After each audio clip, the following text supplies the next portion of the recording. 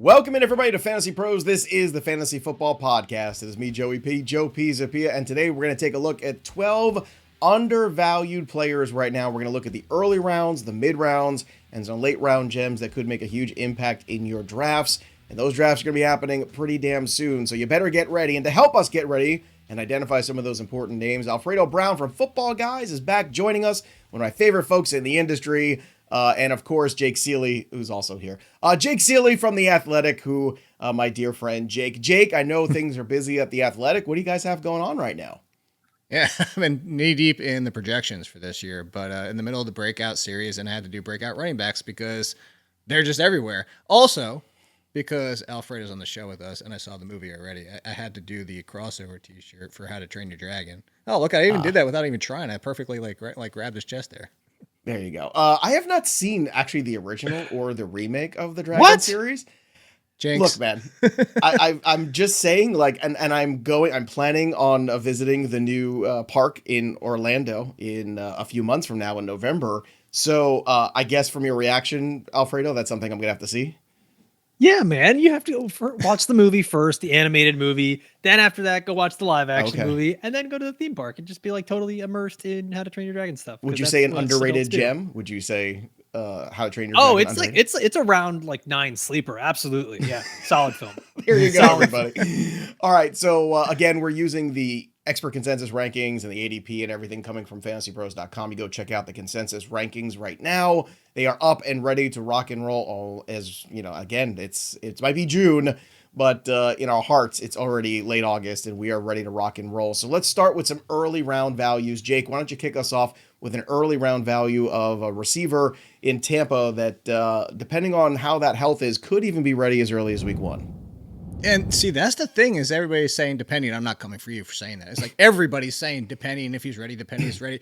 I think people notice the fact that there is no injury clause in that contract. So that tells me, despite the fact the Buccaneers went to the draft again to get another wide receiver, I think that's more long-term looking, knowing that Mike Evans is probably in this last year or two at this point. And that's, hey, let's get a value in Ibuka who shouldn't have been there on the board. McMillan, it was a nice find, and I actually thought he was very valuable last year, more than a lot of people, even in the draft. But that being said, I wouldn't put him as an alpha on this team. And you want somebody alongside Godwin, who I'm going to be talking about, like a Mike Evans, and that could be a Ibuka going forward next year. But I think Godwin, everything right now is presenting. This isn't the Ayuk situation. Everything's presenting like week 1 is going to be ready. This team is confident in the contract and didn't put a clause in there to say, okay, if he's not, if he's hurt, if it's aggravated again, we can get out of half the deal. No, they gave him that contract, and it sounds like he's going to be fine. And we saw, and I'm not even expecting what we saw last year, which the first half of the season, you guys both know this, the number 1 fantasy wide receiver. So even if he's only mid wide receiver 2, high end wide receiver 2, it's still a value at where he's going. I think this is pure injury scaredness, and I understand it. But in this case, I'm still drafting him as a pushing top 15 at this point. In our draft kit that's coming out very soon, might even be out by the time you see this video over on the YouTube channel. Godwin was one of those must-haves for me, and because of the ADP currently where he's at, and Alfredo, as Jake was mentioning, he was on pace for a career season. So whether or not he was going to finish as wide receiver 1, that's neither here nor there. Baker Mayfield, obviously the last 2 years, has taken a real step forward, and Godwin was a huge part of that development for him. Yeah, and I think, honestly, the biggest thing for me when it comes to Godwin is that he's already mentioned this in camp. He's going to be staying in the slot. He knows that's where he works best. The team knows that's where he works best. Baker Mayfield has had an affinity for slot receivers throughout his career. So with him staying there, it kind of eases a lot of my concerns. And Jake, you mentioned the injury stuff. Like, I think a lot of the biggest concerns that people have are all getting answered this offseason. So he's probably going to end up being a big value in drafts if things keep trending the way they are. Another guy, wide receiver, that I think is going to be a big value is the next guy Alfredo is going to talk about, Jaxon Smith-Njigba of the Seattle Seahawks. Certainly all the target volume is there for him. I guess the only question is, can the offensive line keep Sam Darnold upright long enough to find him? But certainly, I mean, if volume is king, JSN could certainly be on a throne this year. Yeah, man. And what I like about what they're going to be doing in Seattle is you're right about the offensive line. But you know what? It wasn't good last year, and that still worked for Geno Smith as well. And it's almost poetic that the Seahawks just keep getting these old New York Jets retread quarterbacks that just like found second life in the end of their career here. But cool. We get Sam Darnold in there.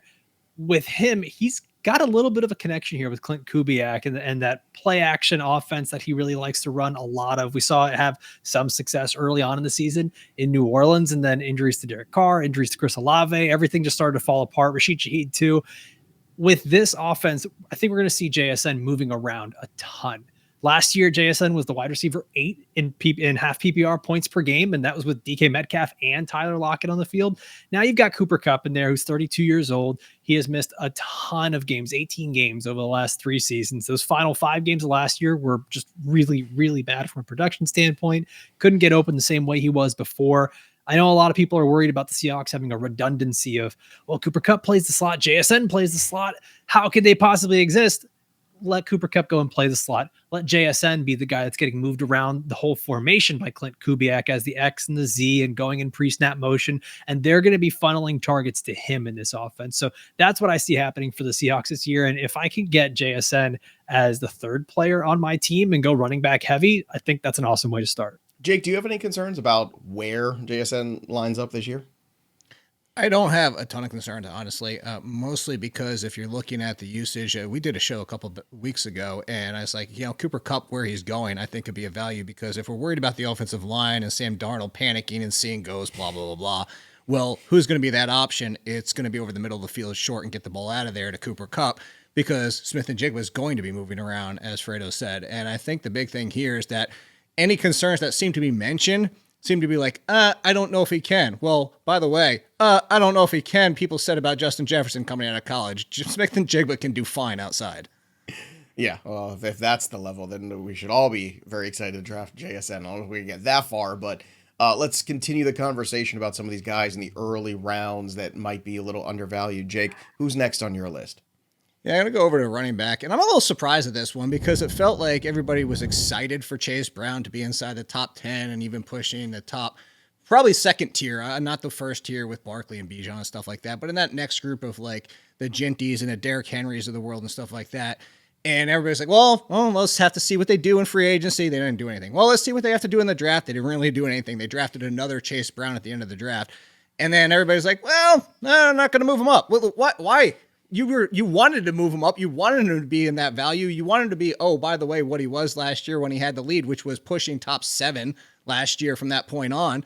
And nothing really changed besides depth on this team, and everybody's not moving him up. This one's kind of baffling to me because I felt like the fantasy industry was ready to embrace Chase Brown after last year and wanted to embrace him.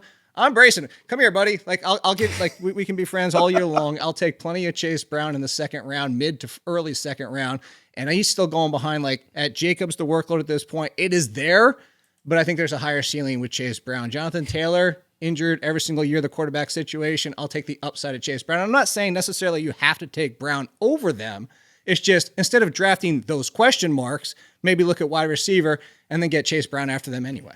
See, I think that's the point, and I hate this. I agree with you already on the first 2 guys you've named, so already it's off to a terrible start of my show today. But the concept that I had, and which is why in the draft kit on Fantasy Bros, he's one of my must-haves, is because I am a heavy wide receiver build person right away. So if Chase Brown's going to float around a little bit and give me RB1 potential again, and let's not forget, too, the first month of the season, the usage was hardly there, and he still cracked that RB1 ceiling. So, Alfredo, I know there's some concern sometimes about the size of Chase Brown holding up, but if the Bengals don't have enough concerns to really bring in real competition, then why should we have concerns? Yeah, and that's the big thing is like a lot of the people that still have concerns about Chase Brown, they say, well, Zach Moss, when he was on the field, Chase Brown really, it's like, well, guys, if they were looking to bring in someone else, they probably would have just done it. Like that, we didn't see that happen at all in free agency. We didn't see that happen in the draft. They did it late where they got Taj Brooks, who like I'm not the biggest fan of either. They got Samaje Perine back, I believe. They did. If I remember that correctly. Like, what's a Bengals team without Samaje Perine, Alfredo? Yeah, exactly. Yeah, it's a perennial Bengal. But this is also a team that's just everyone kind of laughs and jokes about the defense. It's like a meme at this point that the Bengals are just going to be passing the ball constantly. And Chase Brown really found his home in the passing game, getting dump offs from Joe Burrow. And if his offensive line is still going to struggle and Chase Brown is going to be on the field as often as he has been at the end of the last year, yeah, I'm all in on that, and I don't really have concerns about the size. We've got actually another guy I'm going to talk about here that also has size concerns, so it doesn't bother me. Chase Brown, 54 receptions last year for receiving touchdowns as well. 11 total touchdowns for him. All right, before we get to Alfredo's next name on his list, just a quick reminder, the NBA Finals are actually getting interesting. So everybody who thought it was going to be an OKC sweep, not necessarily the case. This might be your last shot to win some real cash before the season ends, and the simplest way to get in on the action is download the Pick 6 app from DraftKings. It's crazy simple. Just pick more or less on the stats for two of your favorite players, and boom, just like that, you're in the mix for cash prizes. No gimmicks, no weird rules, just ball. So don't miss out on your last shot to win some cash this NBA season. Download the DraftKings Pick 6 app right now. Use that promo code FantasyPros. That's code FantasyPros. New customers get $5 in when you do that, and you bet $5, you get $50 in bonus picks instantly. Ride the upside only on DraftKings Pick 6 right now. The crown is yours. Alfredo, who's next on your list, as you alluded to, who might be a little on the undersized? Yeah, I mentioned a diminutive running back, and I'm actually really surprised that Kyren Williams is going as the RB12 in fantasy drafts right now. I know it's early and things might change, but seeing that I can get Kyren in the middle of round 3 and kind of go with your strategy, Joe, is like go and get 2 really good wide receivers early and then be able to get my sort of hero running back in the 3rd round just seems a little unfair, especially a guy he's been running back 6 in total fantasy points in back-to-back seasons. Last year was like this horrible year for everyone, and he was running back 10. Like, what? I don't understand really what we're doing. He was running back 2 in points per game the year before that. Kyren Williams, he is still the straw that stirs the drink of the Rams offense. I know we're all very excited about Davante Adams being there, and Puka Nacua is obviously an incredible weapon, but this team really relies heavily on Kyren. And then there's much being made about Jarquez Hunter being on this roster. I mean, I'm old enough to remember we were doing the same thing about Blake Corum last year, and it was just still Kyren Williams. And they're already talking to Kyren about let's get an extension. Mind you, last year the Rams had one of the toughest schedules for fantasy running backs, and Kyren was still really good for fantasy production. This is just the guy that he's on the field for passing downs. He's on the field at the goal line, even though Blake Corum was supposed to take that last year. If this offense is better with Davante Adams being there instead of Cooper Kupp, I see even more scoring potential for the Rams offense and for Kyren Williams. So yeah, I love being able to get Kyren Williams here in the 3rd round as my hero running back. 26 touchdowns in 28 games. Yeah, give me that all day in the 3rd round. Yeah, as long as Matthew Stafford, again, can stay healthy. The age is always a concern with him, but Kyren Williams from week 7 to week 18 in half PPR was RB10, Jake. I actually had this conversation the other day with Fitzy and Debro on a show, so I'd love to get your take on Kyren here, because my whole thing was, sometimes the industry, quote unquote, they don't like a player, or they're not prepared for a player to have success, and then they do, and then they write him off, and then next year they burn him again, and the industry collectively and all the analysts continue to ignore him. I feel like that's kind of what's happening with Kyren Williams. Like, well, because we didn't choose him, we don't want to anoint him. Meanwhile, he continues to produce. Do you feel like there's a bit of that going around Kyren Williams, Jake? Absolutely. Mostly because, and I'm not trying to be like, haha, look at me, but like, I didn't like Kyren Williams coming out of college. I'm a Notre Dame fan. Look at Jake, everyone. Look at Jake. Like, I'm inherently biased against Notre Dame running backs, Estime, because they have so much benefit from that offensive line and the way that offense runs and everything like that. So it's hard for me to like them. But after his first opportunity, Bogman, I would actually like them and tried to talk me into him. And it took a little bit for me to come around, but I did. I think that's the problem with fantasy and people who analyze the NFL in general. It's like we try to like move from our biases, but they're still inherently there just a little bit. And I love what Fredo said. Like, I was going to bring it up. It's Ian Hardis. He tweeted it about 2 weeks ago, and it was all these things that like, oh, I love this player. Look for these touches, blah, blah, blah. And like, he's like, man, Hunter's a big threat. And it was all quotes about Corum last year. And that was his point, is that we just did this. I put out a tweet a few weeks ago. 2018, John Kelly, round 6. 2019, Henderson, round 3. And I won't go through them all, but 2018 to 2025, the Rams had drafted a running back in rounds 2 through 7 every single year. This is just what they do. It is not a threat to Kyren Williams, but I will say this, until he falls flat on his face and McVay will pull out the rug and immediately switch. But until that happens, you can't play that game. That could happen with 17 of the 32 running backs in the NFL. Like, it could happen, and I'm not going to play that game. I'm with Fredo. If you're going to give him to me in the 3rd round, every single time he's going to come off the board to my team. I'm with you. 3 for 3 on this one. There we go. All right, too much agreeing. Let's see if we can find some disagreement when we go to rounds 5 through 8 here and see if we can find some names. Alfredo, why don't you kick us off with one here? Let's start with a wide receiver down pretty close to where you are living these days. Yeah. I'm you know what? I kind of like how Jake said with his Notre Dame bias. I'm the same way with Dolphins players. I have been anti-Dolphins players every single year. And for the most part, it's been really helpful, except for the Tyreek Hill year where he just popped off. But I'm back in on Jaylen Waddle right now. And a lot of that has to do with his price right now at wide receiver 30, going in the 6th or 7th round sometimes. And I get the concern last year, the Dolphins offense was really bad.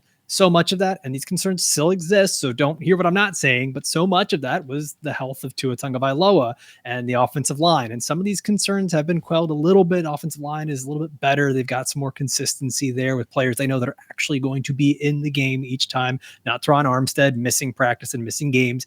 And then the other thing here was he was catching passes from Snoop Huntley and like a bunch of other randos that were coming in at quarterback. And so the entire offense was thrown off. And one of the things I keep hearing is like Jonnu Smith, what a value. This offense is going to keep going through him. And like, guys, I love Jonnu Smith. He went to my alma mater, FIU. He's on my favorite NFL team, the Miami Dolphins. I have every reason to support this guy. And I just don't think a professional NFL offense is going to continue to run through Jonnu Smith, or else we would have seen that throughout his career.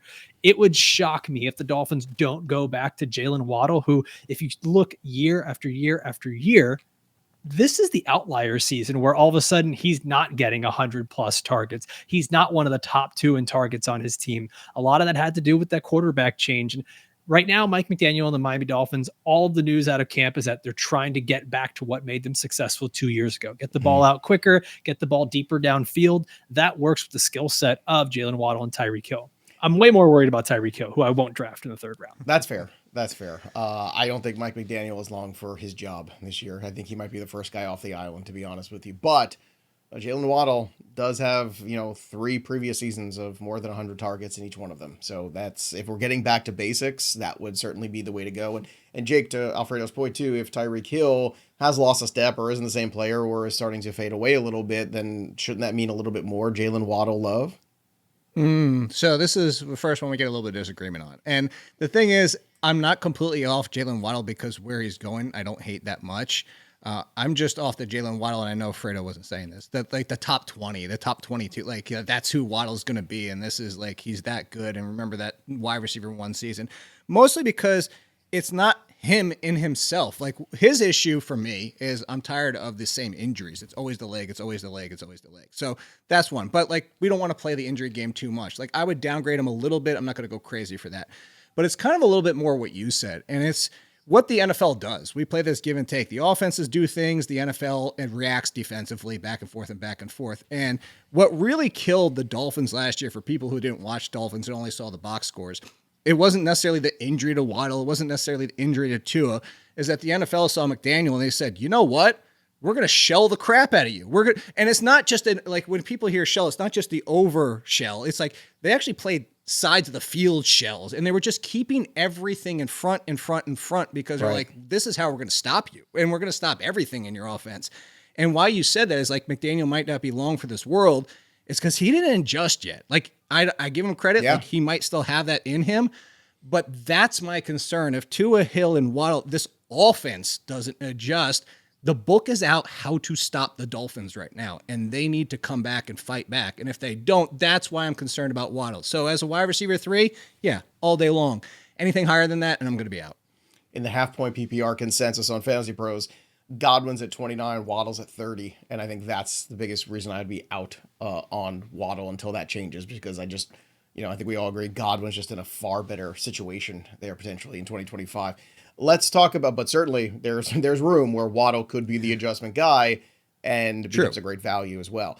Jake, let's go to another wide receiver, this time a rookie in Carolina, and Dave Canales has done a terrific job. I mean, when you can successive years turn Geno Smith, Baker Mayfield, and then Bryce Young around, I don't know what sort of award they give for that, but I think Dave Canales deserves one. And it's true. I mean, the Panthers were plucky. They covered a ton of games at the end of last season, too. They were really, I mean, if you wanted to make some money, it was betting the Panthers to cover because they were finding a way to stay in there. And now they've got a guy who could potentially be that alpha dog, number one wide receiver that they really have lacked in that offense. Yeah, 100%. I guess Canales would be, who was the guy with the urn with the Undertaker? That's basically, Oh, wow, because that would... yes, you know what I'm saying? It's like, he's the one holding it as all these quarterbacks bust open their You just casket. called him Percy Pringle. That's what you called him. I mean, that's... You're that's looking his it real up name. now? I was going to look it up, but I he's didn't Paul want to... Bearer, but I mean, Paul Percy Bearer. Pringle is the... I thought you were asking me, like, I thought you were testing my wrestling knowledge for a second on Percy Pringle, but yeah, I mean, yes, Paul Bearer, obviously. He's the Paul Bearer, and like all these quarterbacks are popping out of the caskets. And I say that to say is, I'm in on Bryce Young too. I don't think people realized how good he played even under pressure, how well he played under pressure at the end of the season. But the real benefit here is going to be McMillan. I mean, everybody talks about who's the one on all these offenses and this target volume. And we talked about Adam Thielen just 2 years ago. Speaking of wide receivers that were inside the top 10 and even the top 5. And at one point that year, he was the number one wide receiver in the NFL. Oh, by the way, with the target volume from Bryce Young, it's like, I don't think Adam Thielen is going to be that thing anymore. I don't know how much he has left. And I like these options that they have in Field and Coker, but nobody is McMillan. And McMillan, I don't know why he got some draft hate right before we got to the NFL draft. It's one of those ones I feel like the Ohio State receivers kind of get year after year. It's like, all right, we're just tired of talking about how good they are. Let's find somebody else to talk about instead. And McMillan and Hunter were clearly the best in this draft class. I think if you put them in last year's draft class, they're going right after Odunze, Harrison, and Neighbors. So McMillan put on this team. If Bryce Young is even close to what he was those final 8 games, he's walking into potentially a top 25, even top 20 season. So for where he's going right now, and I feel like the market will adjust on that as we get closer to the season, he's a supreme value, at least as of right now. Alfredo, Ted McMillan, certainly, as Jake said, maybe there was some fatigue in the draft space and the dynasty space of talking about him too much, but I love the selection. I thought it was great, and I think it's a high time that the Panthers not miss on some early round picks, because I think that has been the biggest setback for them time and time again, is just having the whole board to themselves and whiffing time after time. So what is your take on McMillan this year as a rookie? Because, you know, sometimes we put too much on rookies, sometimes not enough. Where do you think we are with McMillan in his ranking currently? I mean, this would have been my pick for the show had Jake not gotten to the show sheet first. So yeah, I learned to Jaylen Waddle. I learned. Finally. I get the show sheet alert, and I'm like, Finally. I gotta run to it these days because Bogman's like in it instantly. Yeah, man. Like, so I think what everyone gets nervous about is what happened last year with like a Marvin Harrison Jr. The difference was he was going in the 2nd round, 3rd round, maybe in certain drafts. Tet McMillan's good. Excuse me. He doesn't like to be called Tet McMillan. T-Mac or Tetairoa McMillan. He's going much later in drafts. And so like, to me, that's where the value is going to be. If I can get that same kind of production that we were hoping for out of a Marvin Harrison Jr., we saw what happened with Adam Thielen late in the season. Mm-hmm. He was a guy that was almost week for week, just a top 15, top 12 wide receiver, especially in PPR. So insert Tetairoa McMillan, a guy who's far more talented at this point and more athletic at this point in his life, because Adam Thielen's like my age. We're just old people now. Like, it's not old for the earth, but like old for football. And I mean, I love the situation for Tet McMillan here, just to be peppered with targets. Yeah, certainly seems like a good one. That's for sure. Alfredo, let's get to another one of the guys on your list here. It's a running back, Isiah Pacheco of the Chiefs. Now, another one too, where I think expectations were high last year. People were let down. Now the draft value is better. So why are you buying back in? I'm buying back in because he's the running back 29 in drafts, which is, I don't know. To me, like, that's just weird. Like, I don't know what we're doing. This is the starting running back on the Kansas City Chiefs and an Andy Reid offense with Patrick Mahomes. And I think that we have been so on the Chiefs train for so long, and last year was so disappointing that we're maybe taking it out on the people that don't deserve it. Like, I get the Travis Kelce concern, you know, and I get some of the people that are like, I'm not going to be drafting Patrick Mahomes. He's going way too high.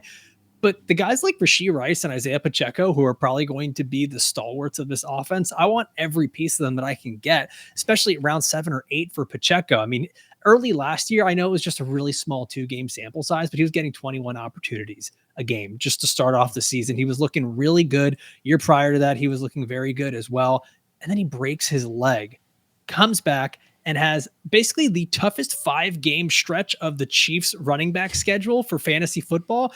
And we're all just like, you see, he can't play anymore. Like, dude came back from a broken fibula after 9 weeks, goes up against a bunch of tough opponents, which, by the way, Kareem Hunt was terrible against them as well. And then, it just didn't get any better in the playoffs. But all that is coming back too early from this injury. So I look at this and I say, okay, they didn't make the moves, similar to what we talked about earlier. They didn't make moves in free agency. They got Elijah Mitchell, who's basically just kind of been the journeyman at this point, and then Rashard Smith, who I know a lot of people are high on, but he's also just a 7th-round pick, sort of gadget guy who was a former wide receiver. So there's not a lot here that tells me, okay, the Chiefs, they're going to be moving away from Isiah Pacheco. No, if anything, given the struggles that Travis Kelce has had to get open, whatever might happen with Rashee Rice and a potential suspension, they might have to lean on the running game more than ever this year. So if they have all these weapons that can open up the offense, I really love Isiah Pacheco this year, especially where he's going in drafts. And this Chiefs conversation brings us to our Chasing Challenges segment, brought to you by Microsoft. Just like the athletes who push boundaries and redefine what's possible, business decision makers today are turning challenges into opportunities, and Microsoft meets where you are with tools and guidance to help make an impact with safe, secure AI solutions. So whatever challenges you're facing, Microsoft empowers you with the expertise to say, bring it on.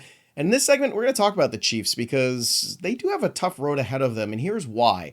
Not only has that division gotten much better year over year, but on top of which, if you look back in the last 25 years, only one team has lost a Super Bowl and made it back. And that team had a fella named Tom Brady playing quarterback. So you could take that, crumple it up, and throw it out the window because he's the anomaly. He's the GOAT. And yes, I'm wearing my Patriot shirt today, so you can come at me in the comments on YouTube. I'm waiting for you. I've got the stats to back it up. But more to the point, too, there's been some decline the last couple of years in Patrick Mahomes' play. Certainly decline with Travis Kelce, and certainly not the same Chiefs that we're used to in that magical run. And last year was, again, I feel like a run where they just gritted their teeth and found a way to get it done. Maybe the record kind of hid some of the warts on the Chiefs, but certainly losing Super Bowls, especially in the fashion which they lost, typically the next season does not work out well for them. So it'll be fascinating to see how the Chiefs put it together again after a really tough, embarrassing loss on the grand stage of the Super Bowl. Can they do it? I'm betting against them, but we'll see what happens here as the season goes on. And that, my friends, is this week's Chasing Challengers segment. Remember, Microsoft AI solutions empower you to take bold steps and new ideas to help drive your business forward. With Microsoft as your trusted partner, you can navigate your journey with confidence, finding innovative solutions and reaching new possibilities. Visit Microsoft.com/challengers to learn more. All right. I hate this, Jake. The next guy on your list, again, is one of my favorite picks. So I can't wait to draft with you this season. It's going to be a good time. We're going to be fighting over the same guys. In fact, in your Flex League last year, everybody was turning their head when I drafted Justin Fields way earlier than anybody would have possibly thought. And I thought I was a genius for the first 6 weeks of the season. And he was a top 6 QB, only to be undone by Mike Tomlin. So Tomlin's out of the equation. So Jake, am I safe to get excited about Justin Fields again? You are, because outside of injury, I don't see a situation where Fields doesn't get the chance to start the entire year for the Jets. And the thing here is, you said he was the 6th. Well, guess what? Go back to 2022, by the way, when he threw 2,200 yards and 17 touchdowns, and he was QB6 in points per game and overall. Yeah, that's right. Actually, his points per game that season, almost every single season for the past decade, he'd be at least QB6. There was one season he would have been QB7. Oh, whoop-de-freaking do. Like, this is the point. Like, it's a running situation. Like, you can have the conversation whether you like that for the scoring and maybe you want to change it for your league. But the truth is, when you run that much, when you have 1,000 rushing yard upside over a full season, by the way, that was 15 games, not even 17 games when he ran for 1,100 yards that year. You have to take into account. This is why Jaden Daniels last year was a great rookie pick. When you have that rushing upside, you have to chase it, and it means you can have a mediocre passing season, and by all accounts, that was a terrible passing season. Let's go back to Daniel Jones rushing for 707 touchdowns and threw only, not even a touchdown per game, and was a top 10 quarterback that season. That's all that comes into play, because if he starts even 15 games, he's going to be top 10 locked in. You have to take this chance. You have to take the upside here. I'm with you this year. He's going to be on so many of my teams, because if I don't get the top 5, including Joe Burrow, I'm just waiting and taking Justin Fields every single time. Well, it's nice. It's nice that you're finally catching up to me a year later. It's nice to see. But this is the year it's supposed to work. That's the problem. Well, it should have worked. Why you're replacing a guy with a quarterback who's got nothing left, 10 years older than him. And then they had the nerve, the Steelers, to go, hey, Justin, you want to come back after we replace you with Russell Wilson? Could you imagine? Oh my God. Look, you don't have to have a lot of pride to walk away from that situation. I would have too if I was him. But Alfredo, look, it might not look pretty all the time. It might not impact the Jets' win total every single week, but we're talking fantasy here. And with that rushing equity and the rushing upside that he brings, and you hope that maybe Garrett Wilson, that connection means something again for the two of them in their Ohio State days, why not Justin Fields in 2025 being a guy that could be your late round QB success story? Yeah, I'm fine with him, especially at price where he's at right now. I mean, the Jets don't really have anyone else in the roster that's really challenging him for that starting quarterback role. They've got him in a pretty good ecosystem. This might be the best offensive line they've had in years, and I know that that's a big part, a big weakness in Justin Fields' game throughout his career has been he's taking too many sacks and he's always looking to run really quick before making the big plays in through the air. So I think this might actually be Justin Fields' best situation of his career to try to succeed in a team that's going to commit to the run a bit more and try to win games with their defense. So yeah, I mean, if this was ever a situation, man, it seems like the Jets is that situation for Justin Fields. I've never been more excited for a week 1 Jets Steelers game than I am this year. I mean, come on, put it in my veins. I want it. Let's do it. Let's get to some more players on our list. This time, we're going to go a little bit deeper. We're going to go round 9 and above. Jake, let's start with another running back now. This guy I was in on last year and I was wrong. Just did not happen. But talk to me about Jaylen Wright in 2025. Yeah. You're just a year too early, and we're going back to the Dolphins Dolphins again. Man. Just go back and read all my content for 2024. Go get the 2024 Black Book, and you'll probably win all your leagues. Jeez, so rough.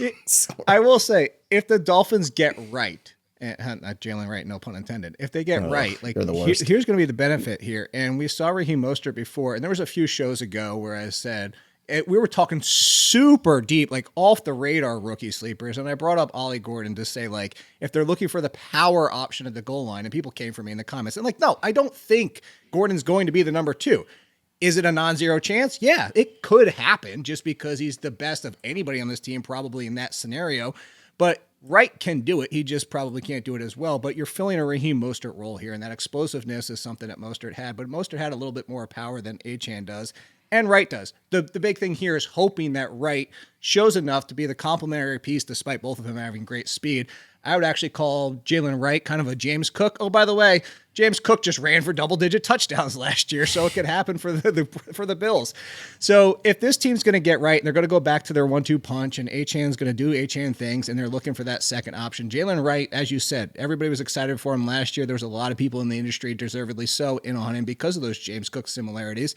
And everything went wrong, including Wright not having his best rookie season, fumbling his chance at times, and actually dealing a little bit with injuries. He was dinged up too. But it's clear path now. Alexander Madison, not a threat. Who are we kidding here? So Wright getting 180 touches, and then if something were to happen to Etienne, here's the best part about it. If something happens to Etienne, he steps in for Etienne. It's trying to find who the number 2 would be at that point. So it's almost like a kind of going back to Mostert. It's like a double-edged good sword in the fact that like if something happens, it's not like he's going to get leaped by somebody who replaces Etienne better than he would. Yeah, look, I had the same thought process last year with Wright, and he did get a little bit of an opportunity in a window, and he fumbled it away. There's no doubt about that. But it's a new year. It's a new opportunity. Etienne is one of these guys. I know it's exciting. I know it's fun to watch. The ADP scares me, Alfredo. I'll be honest with you. I feel like I'm constituted to look and say, okay, Etienne's the guy that I know is going to be good on someone else's team and not mine. That being said, are you taking any Jaylen Wright shares just to kind of hedge that? I mean, yeah, if he falls to me this late in drafts, like, sure, why not? I mean, I think exactly what Jake said is true, that if Etienne is to miss time, Wright is the guy that jumps in there as the lead back, with Ollie Gordon kind of being the next guy behind him. I honestly don't think Alexander Madison makes the roster. Like, if he does, he's probably sort of like a Jeff Wilson that's just the 4th guy on the roster and hanging out for a little bit. The struggle for Jaylen Wright as a rookie was coming out of Tennessee. They did not run a very conventional offense for college, where everything was so spread out that he was going up against like 5-man defensive boxes, and that was just unheard of. So he didn't really have a lot of practice with finding real rushing lanes. And then you get to the NFL and it's like, oh, going up against the Patriots defense and the Jets run defense and the Bills run defense, and these guys are actually pretty good and they're stacking 8 players in the box. It's very different. So it was a bit of a learning curve. if this guy can actually be the guy that we saw on film and have the speed and kind of be that Raheem Mostert replacement, yeah, I'm all in. All right, let's switch gears. We gave Justin Fields a lot of love, Fredo, but I want to go talk about another quarterback with some sneaky upside in the rushing department. Drake Maye made your list. Let's talk about why. I figured you'd like this one. I do. Just being a Patriot guy. It hurt me a little bit. I know the reasons I like it, but I want to hear your reasons why you like it. Yeah. I mean, at quarterback 16 going in like the middle of the 10th round, essentially here. Yeah, I'm all in. I love the late round quarterback strategy that it's making a comeback now. And don't hear what I'm not saying. Elite quarterback is still there. Like go after the Lamar Jacksons and Josh Allens. But if you miss out on those guys, the Justin Fields and Drake Mays are all available later in your draft. And we saw it last year, 41%, almost half of the top 12 quarterbacks were all drafted in round 9 or later. That was guys like Baker Mayfield and Sam Darnold, Jared Goff. They were all going much, much later. And a bunch of those guys don't have the same rushing upside that Drake Maye does. Drake Maye, this is actually going to surprise a lot of people. He was averaging more rushing yards per game or attempt. I wrote it down here somewhere, but one of those, he was doing better than Josh Allen, our NFL MVP here. And I think that people are really underestimating the rushing ability for Drake Maye in this offense. And we've seen Mike Vrabel, who, yes, I know he's not the offensive coordinator here, but he's been the head coach for Ryan Tannehill, a guy who had some sneaky rushing upside, and he was quarterback 10 and quarterback 11 in the years that he was with him. So this is something where I think this offense is going to be a lot better. The ecosystem's better. I know you guys have like 5 new offensive linemen on the roster. Potentially all 5 of them could be starting. Well, you got Travion Henderson in the backfield, who's not only a good receiver out of the backfield, but one of the best pass blockers in this rookie class. You add Stephon Diggs, you bring in Kyle Williams, and now there's talk of who's going to be the top target for him. Is it still Pop Douglas?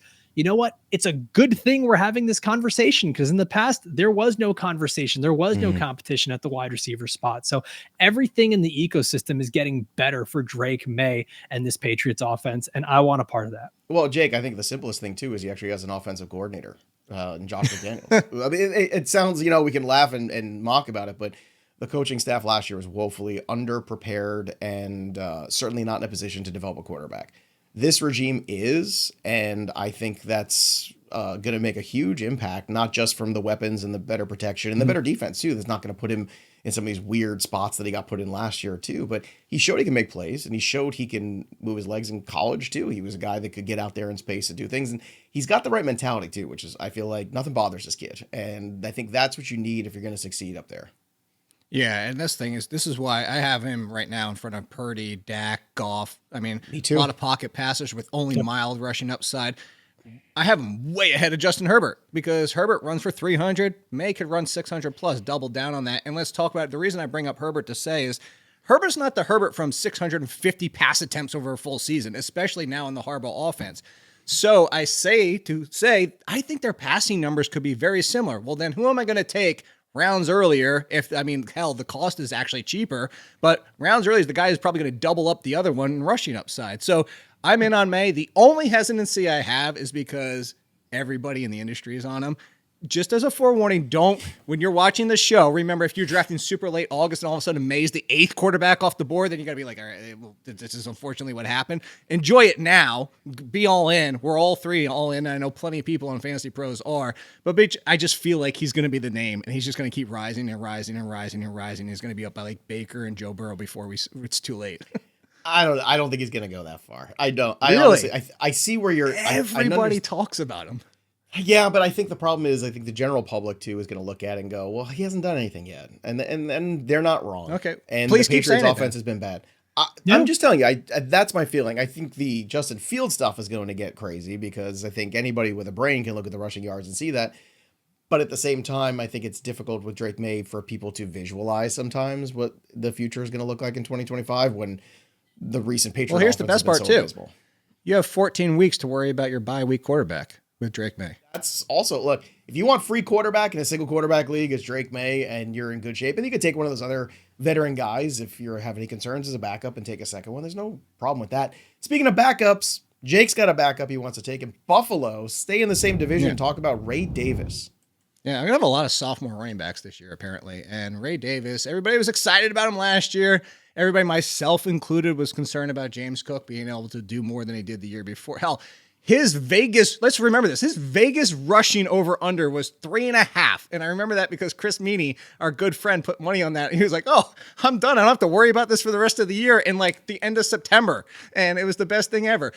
But the interesting thing is, like, there's all this talk about, well, the contract coming up. Do they really think he's the long-term option? Was last year a fluke? Blah, blah, blah, blah, blah. Wait, even take all that. You're talking about the touchdown number? What was that?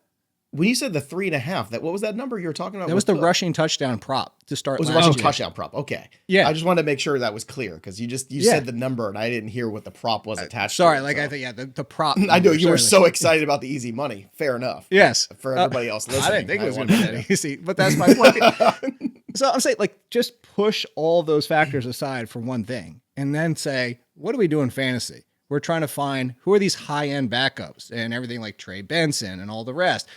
If something were to happen to James Cook, Ray Davis is going to go bonkers, just like we saw him in the brief little flash that we did last year, because he's on the damn Bills, too. Like, you could take half the running backs in the NFL, put them on the Bills, and they will be better running backs. And we already like Ray Davis as a talent. So one of the best high-end backups, I'd probably put him inside the top 5. And then there might be a bit of a timeshare this year if the Bills are playing the game in their mind. I mean, it could go either way. You could play the crutch argument. Well, they don't give him a contract, so they run James Cook into the ground. Or you could play it the other way and say, well, maybe they want to get more out of Ray Davis and see, and maybe they have a nice 1-2 punch for future years. No matter what way you cut it, Ray Davis at the end, double-digit rounds, is back in those days when you were drafting like D'Angelo Williams behind Le'Veon Bell. That should be how you feel about Ray Davis. Yeah, I mean, honestly, late, I still like, Jordan Mason and guys like that with Aaron Jones in Minnesota. Like, I look at that situation and go, okay, I'm just going to take him later and stash him and wait, and hopefully that'll save me some free agent budget. When you're looking at Ray Davis, Alfredo Brown, what do you see in 2025? Oh my God, my sweet baby boy, Ray Davis. I was so in on him last year, and I had people laughing at me from every edge of the world. Like, oh yeah, he's like 64 years old. Congrats on drafting the old running back. And Jake, I'm like you, man. Like, I was trying to get him on every single team. What I love with Ray Davis is that he's not just one of these big plotters. You'd think that by looking at his size, but he's not just one of these big plotters. He's actually one of the best at forcing missed tackles out in the open field.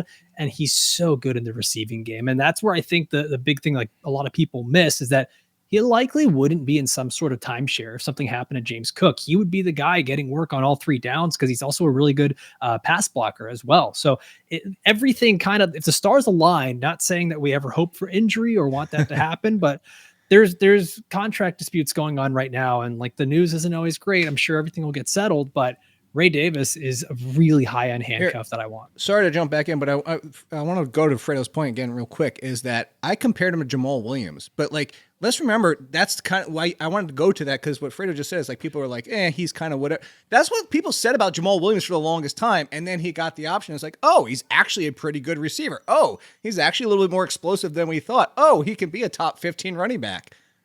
Yeah, well, he's already scored enough touchdowns to prove that a couple of years ago. There's no doubt. Speaking of running backs and contracts, I got a guy in his final year, Travis Etienne. And I know that the Jags drafted Bashal Tutin, who I'm a fan of. So here we go. Now the argument begins, right? Jake was talking about, well, it's the last year of his contract, so you just use him up and spit him out. You know, he's also got Tank Bigsby in this backfield as well. So how do you see the value working out for him? Because you think he's an undervalued piece right now. Why is ATN fallen so far, and why should people take advantage of that? Yeah, and I can hear the people groaning from the other end of the screen or listening to the podcast. Drop your comments below. Drop your comments below on YouTube. We love the comments in the section. I know, I get it. Guys, if I was saying, like, you absolutely need to smash this ADP in the 6th round because he's the running back 20, yeah, come at me with torches and pitchforks. Guys, he's running back 37 at this point. Like, there's almost no risk involved with drafting him in the 10th round. He's going to be the lead running back for now. If it doesn't work out, hey, it was your 10th round pick you burned. But if it does work out, he's a year removed from being the running back 3 in fantasy. He's going to be in a Liam Cohen offense. He's a guy who hasn't always had the best hands, but he's been targeted out of the backfield a bunch with Trevor Lawrence under center there. And he's really the last starting NFL running back that you can draft in fantasy outside of, like, Cowboys backfield, which we don't even know who the starter is there. So at this point late in drafts, I kind of like it. I'm not the biggest fan of Tank Bigsby. I think he's not going to give you anything in the receiving game. Bashal Tutin, I think, is a really talented player. he is a home run hitter. Okay. He's not going to be a guy that's going to be in there on every single down. And some people are going to either blow this way out of proportion or undersell it to you. But yes, there is a fumbling issue. 10 fumbles in 2 years in college is not something that just goes away unless he works on it. And we've just seen it happen before with young players, especially rookies. If they put the ball on the ground, they don't get back into the game. So I know that's Bashal Tutin's the new hotness. He's the young rookie that we're all excited about. But in the 10th round, I absolutely love where Travis Etienne is going. All right, Jake, I think Alfredo's context with Etienne is the most important thing here. And I think it's a good argument because it is a guy who's looking for whatever that next contract is going to be. So the motivation's definitely there. The question is there enough to sink your teeth into fantasy-wise for you to get excited about the value? Yeah, I would tell Fredo, do not check the comments because I brought him up. Oh, they're going to kill me. 2 weeks ago on Fantasy Pros, and they came for me. So I know what you're coming. Like, they came for me. I know, and I made all the same points, Alfredo. I'm with you, and part of it is the fact that it sounds like we're on the same pages. I'm not a huge Tutin fan. Seems like everybody wants to be. I actually even said kind of like DeAndre Swift, which is funny because nobody likes DeAndre Swift. And I think they're very similar players. And what I say that to bring up is that DeAndre Swift's proven to be best in a timeshare. And I think Tutin can be best in a timeshare. I think Tutin could even lead a timeshare, but that's no guarantee, especially as you brought up, if you're not trusted with the ball, did not put it on the ground. And two, he's not going to be trusted in the pass blocking game, at least to start. Maybe he improves in that aspect. But Etienne was just top 5 running back 2 years ago. And I know a lot of it came on the first half of the season and he fell off. But there's still that opportunity there where he does lead. And that's everything I said. And I'm with you. We're not saying draft him as a top 20 running back. And yet everybody's going to come for us. So Fredo, when I see you in New York, we can sit there and coalesce over this whole situation. They're just like, nice. All the Travis Etienne. Have a couple drinks, watch some Travis Etienne highlights. It'll be a blast. Yeah. Well, drop your comments below of why you hate Travis Etienne and subscribe to the YouTube channel right here. Fantasy Pros trying to get to 300,000 this year, and we can do it with your help. Also, don't forget, as you continue to look for some of these undervalued players and these, guys you want to put on your draft list, well, you should be using the tools, including the Cheat Sheet Creator. So if you're tired of all that uncertainty, the Cheat Sheet Creator is your personal guide to a perfect league draft. So league-specific draft settings, you can visualize your path to victory by using the Cheat Sheet Creator. You could take Jake's rankings, Fredo's rankings, mine, combine them all together, or just take Jake's, and then when your draft goes wrong, you can just blame him. But sync your league for free today. And of course, enter your draft with confidence using the Cheat Sheet Creator, only available at fantasypros.com/sheet, which is not an easy thing to say. Or of course, you can download the Draft Wizard app today. Gentlemen, great stuff for you. Boy, I almost always stumble over that. Someday I will, and someday the YouTube comments will then come from me afterwards. Great stuff, gentlemen. As always, check out Jake's work at The Athletic. That'll do it for us, but the story of the game goes on. For Alfredo and Jake, I'm Joey P. We'll see you next time, kids.